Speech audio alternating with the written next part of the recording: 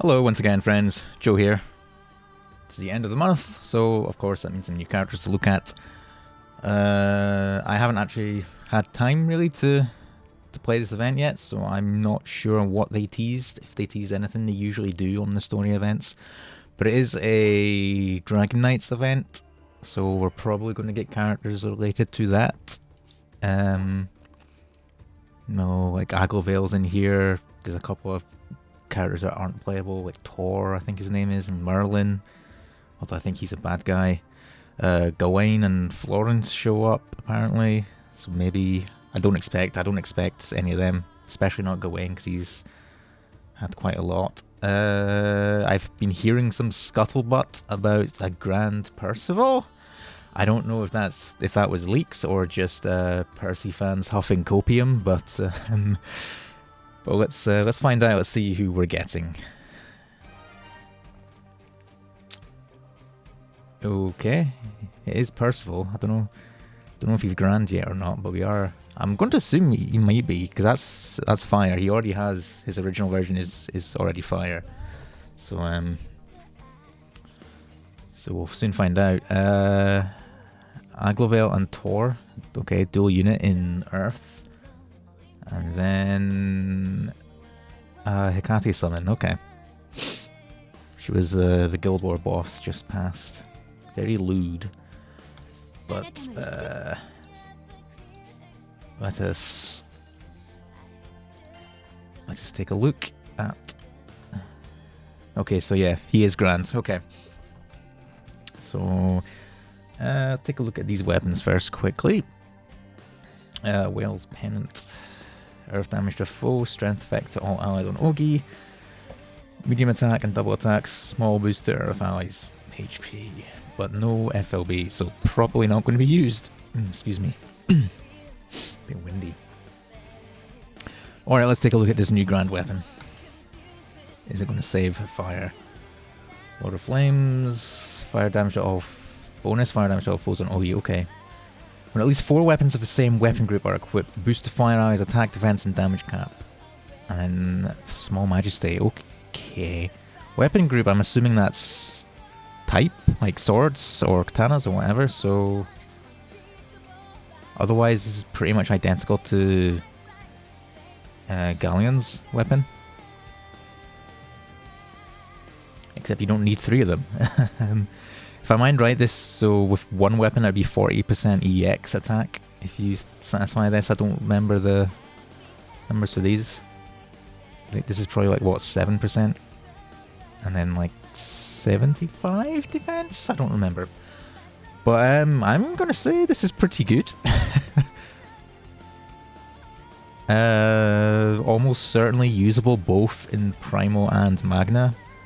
Magna uses a lot of swords, or even staffs if you're using those for burst. So obviously in Primal as well you have katanas, mostly Exabagrid. So I don't know. Obviously I don't know how many of these you're going to want. Maybe you can make do with 1 or 2. I think you need 3 to max out the damage cap portion, if I mind right from Galleon. But honestly, you could probably make do with at least 1 or 2 in both Magna and Primal. Like I said, I'm pretty sure for 1 this is just 40% EX mod, so even that means, I mean, and Fire's astral weapon isn't that great. Because it doesn't have a damage cap thing on it. It's just echoes on triple attacks. So you could probably afford to just get rid of that and use this in place of it, possibly. Like I said, I'm not a theory crafter by any stretch, so I will wait for people smarter than me to run the numbers. But I'm going to say that that's probably a good weapon to have, regardless of what type of grid you're using. And let's take a quick look at the summon first. 100% boost to fire attack. 15% fire damage to all foes. Flames of the Underworld effect field. Hekate Summon. I'm going to quickly check Wiki because it is updated. Good. To find out what this is. Oh, there's another another effect at FLB as well. So FLB get Hekate's Embrace to fire MC at battle start, which deals 700% fire damage to all foes every 3 turns. Interesting. And then her field effect, which as far as I can tell doesn't change with uncaps, so he's usable at 0 stars, is 30% skill cap to all fire allies, but 20% attack up to all foes. So that's potentially really good, especially using if you're doing skill damage stuff with, like, you know, Summer Kumira or something. That could be pretty decent. Although the big attack buff to foes gives me pause, but we'll see. That might be useful for skill burst. But anyway, let's look at these characters first. I'm going to save the Granblue last because, you know, that's probably going to be the good stuff. But Aglovale and Tor are Earth. Massive Earth damage to foe on ougi. End cooldown for Eismesser. I don't know. These German names are, I don't know how to pronounce. Uses CA specs against foes with glaciate. Wait, glaciate? Earth damage to all foes, raise glaciate level by 1. Hit. Why do they glaciate in Earth? That doesn't make any sense. What? KMR, please. What is going on? Why would you that? Okay, this is obvious. I'm saying it now. This is a meme tier character already. Like, glaciate is a water thing. Literally, there are no Earth characters that have glaciate, and I don't see why you would add more in the future because it's a water thing. You know, you wouldn't give Singed to you know, wind characters or whatever, and you know, unless Neja was good maybe. But this is a fantastic start. Okay, skill 2, strength effect to caster, shield effect, 20% boost to charge bar, affects all allies when no stratagems remain. And 6 hit earth damage to all foes. All allies deal triple attacks 1 time. Bonus earth damage effect 1 time. Consumes 1 stratagem. Cool. Deal multi-attacks. I mean, there are dual units, so that makes sense. Boost to Aglovale and Tor's attack and charge attack damage based on number of main allies.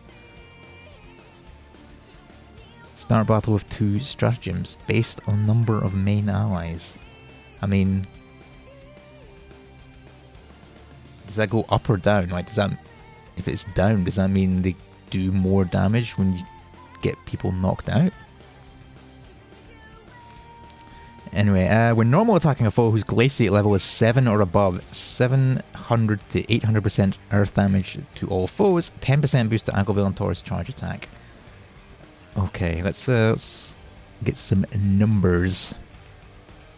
So the stackable defense down is 10%. Strength is 60 to 20%, so that's not bad. 2000 shield. Obviously 20% charge bar. I'm not seeing what the echoes is on this. It doesn't seem to be updated, but okay, so this they get 10% perpetuity attack and 20% CA damage with 2 main allies, 20 and 40 with 3, and then 30 and 60 with 4. So that basically just means they become worse if you're doing bad and your characters are getting knocked out. There also doesn't seem to be a way to get more stratagems, so that means you can only use this twice, and you're going to be waiting 10 turns before you can use this and have it affect all allies. Or 12 turns at least if you have this off cooldown, if you use it turn 1. But yeah, I'm not sure. I'm really not sure about these. Just because, like, I don't understand why they have glaciate when they're in Earth. Like, that doesn't make any sense.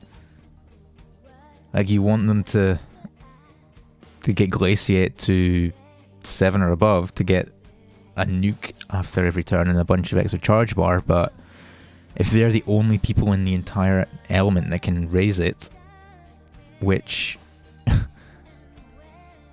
the only way they can raise it is this, which has a 5-turn cooldown. So that's 35 turns before this comes into effect. Like, unless you're using like a Grand Order team or something, and you have like Lancelot or any of the water characters that do glaciate, like, I don't understand what the thinking is behind this. Like, I can't see them adding more glaciate characters to Earth, because glaciate is a water thing, it always has been. Like, I do not understand what they're thinking. Like, if they were in water, like, they would be pretty good, because they would synergize really well with Grand Lancelot. It means that, you know, Lancelot would be able to get his stuff going much quicker as well. But in Earth, like, I don't understand. Like, this is fine,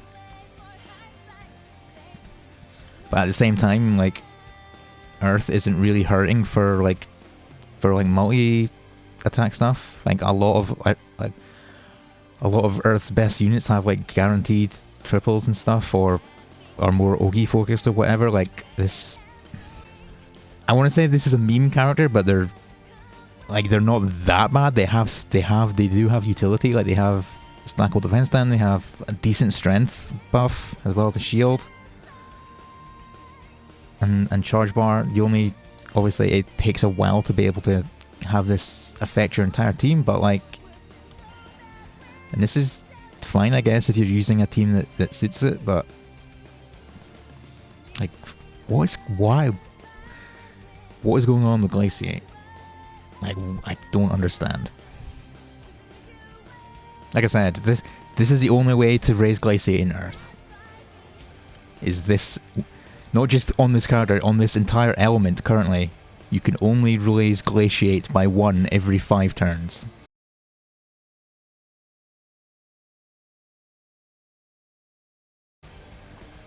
Which means, like I said, this needs to be 7, so that's 35 turns before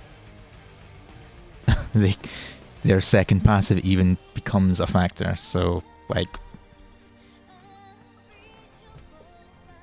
side games, please. Why would you not make them water? Like, they would probably be a really good to slot in with Grand Lancelot.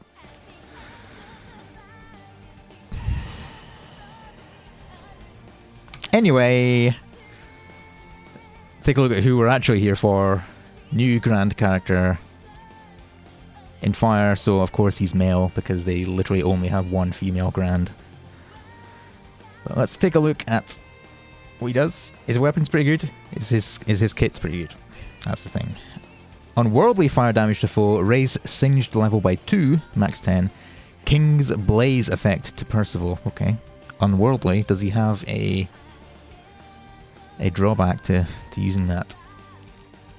Skill 1, fire damage to foe, raise singe level by 1, max 10, hit to multi-attack rate, stackable, 20% boosted caster's charge bar, and foe's singe level is 5 or above, activates twice. Okay, cool. Like, already, he has the same mechanic as Aglovale and Tor. Tor singed is basically fire glaciate, but he can raise it by 2 on ougi, so that's already much quicker that you can get that up. I don't remember who else in Fire has singed. Anna, I think. Anyway, grovel effect to a foe, petrify effect. Elemental damage dealt by foes is reduced to 0, can't be removed, can't be extended. That's 14 turns. Goes down to 12 when you level them up. That's basically raise S3. It doesn't stop them from attacking, but it just reduces everything to 0. So that's cool. Although I don't, if I remember right, that doesn't stop things like, you know, like the end or like Reason's Transcendence, you know, the raid wipe moves, whereas the can't attack type moves like Summer Shalom, Grand Cagliostro and whatnot, they do delay that by a turn, if I mind right. So technically this is the worst version of this type of skill, but it's still good to have.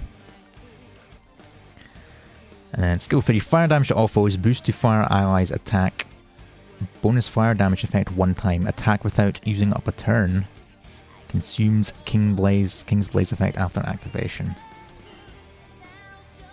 So that's 100% fire attack and 30% echoes, and it's tag team. That's just a tag team, so that's cool. So right out of the gate, I'm going to say he's going to, if you're using auto attack burst and fire, he is core because he has tag team. If you're using wrestler, that's 2 tag teams in 1 turn. Plus Chilling, that's a lot of attacks. Although I will say, if you're using Chilling, you're going to have to ougi afterwards to get this King's Blaze thing back. Or does he even? We don't know if he starts with it yet, actually. No charge bar gain upon normal attacks. Okay, so that's, I guess, the downside to his Unworldly. Amplify normal attack damage. Cool. Deals triple attacks. Buffs can't be removed. King's Blaze effect. Oh, okay, so that's cool. So you can use this turn 1. That's fantastic. When normal attacking a foe whose singed level is 7 or above, 1000% fire damage to all foes, hit to attack and defense, stackable wide open effect. I can never remember what that is, but thankfully Wiki has it. Wide open is basically a supplemental type. It's like I think it's like a Seraphic kind of thing. 30%. I think that's what it is. It basically just it's a 1 turn extra Seraphic buff, I think. If I mind right. Don't quote me on that. I don't remember. I also don't remember who else has it. I think one of the Silvas has it. Don't remember. Or maybe no. Never mind. Okay, so yeah, for Burst, if you're using him, obviously you get a tag team turn 1, you get another tag team if you're using Wrestler, or Luchador rather. But you're going to need to ougi before using Chilling in order to do it again. So I guess I'm going to assume that's the whole reason why this King's Blaze buff thing even exists, is purely to stop you using it 2 turns in a row with Chilling. But that aside, he seems pretty good. Like I think I've said it before, but multi-attack debuffs are pretty inconsequential in most content, except for like the top tier hard raids, because a lot of their damage tends to come from their auto attacks. You know, like Beelzebub, Belial, Fasan.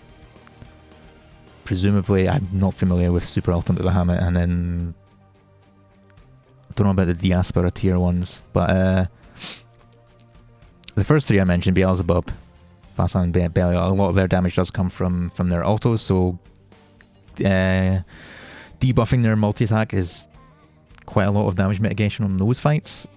But like I said, like not super useful in any other content really. And Singe itself is just a DOT, which is not super, because it's only 100k at max stacks, so that's not super impactful, but you know, it's not nothing. I'm just trying to think, I don't know if you'd actually really want to use him that much outside of like short bursts. Like he does have Unworldly, so maybe if you use him in a Kengo team, you could get him to ougi relatively often, which would get his singed up fairly quickly, which then activates this. which is a lot of extra damage, because that's a base cap of 1.2 million every time he normal attacks, once you get singed to 7. Plus stackable attack and defense and wide open. That's pretty huge. So maybe you do want to use him. Like, he doesn't have much in the way of utility. I mean, he has this, which is nice to have, but it's, you know, this is basically a panic button rather than a thing you just use off cooldown whenever you can, which is why its cooldown is so high. And so in harder fights, I don't know, like, I think you probably would be good to use in longer but not particularly hard fights, stuff like M2 tier stuff, or like the NE raids, stuff that lasts a while but isn't super difficult. He would probably be really good in, just because of the amount of damage that he can put out. But in the harder fights, I don't, probably not really going to want to use him that much, I don't think, just because he doesn't have that much utility to bring. Like, he does, like I said, he does have this, but this is, I don't think this is enough to really warrant bringing to one of those fights, because he does, like I said, he does have some utility from here, but it takes some ramping up to get. And, you know, and there are plenty of other characters who can bring stackable attack and defense. Yeah, I don't think you need to rely on him for that. So, like, most of what he brings is just damage, which is nice, but like I said, in those harder fights, you're probably going to want someone who has a bit more utility, someone who is, you know, more balanced between damage and useful, like, debuffs and whatnot. But for bursts, for short bursts, he seems pretty core, I'm going to say. Like, let's see, Luchador, Wrestler, Mimomel, Percy, Alanan, perhaps. That could be a good thing. I'm trying to think who else would be in. I was going to say, the only thing with that lineup is there's no anytime assassin in there, which Mimomel has a team-wide assassin, but it's pretty weak. It's not super strong, but I don't know. I'm going to say he's. I don't know if I don't want to say he's core for Fire Burst, because I'm not smart enough to figure that out in my head. Just looking at him, like I said, I'm not a theory crafter. He seems really good for burst though. He seems pretty good for longer but not super hard fights, just because once you get him going, he's going to be putting out quite a lot of damage. And you could maybe bring him to like those harder fights, like I said, like he does bring this, he does get stackable debuffs eventually, and he does have this as a panic button if you need it. My initial gut feeling is he doesn't bring quite enough utility for those harder fights, but everything else he probably will be pretty decent. You might even be able to use him for OTK, purely because of the unworldly, but maybe he doesn't push out other characters for that, but could be useful in a pinch. Overall, not bad. Like, pretty good. Fire Grands have been kind of memey for a while. I don't think he's a 10. Definitely not. But he's up there. He's pretty decent. So I would be happy to get him. But that's going to be that. Thanks for watching. And until next time, cheerio.